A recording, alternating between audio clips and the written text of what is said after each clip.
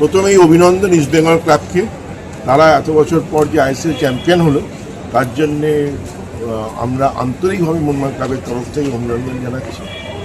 এবং বাংলার ফুটবলের জন্য এটা একটা অত্যন্ত ভালো, আমি বারবার বলতাম, চিরকাল বলে এসেছি যে 1 আর 2-এর মধ্যে মোহনবাগান ইস্ট বেঙ্গলে থাকা উচিত। তো আজকেও দেখা গেল ইস্ট বেঙ্গল চ্যাম্পিয়ন হলো, মোহনবাগান আনার্স হলো। চ্যাম্পিয়ন হলে ভালো লাগতো।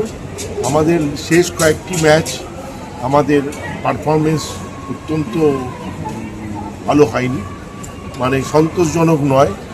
এবং জেনারেলি ফরওয়ার্ডরা প্রচুর গোল মিস করেছে, আজকেও প্রচুর গোল মিস করেছে।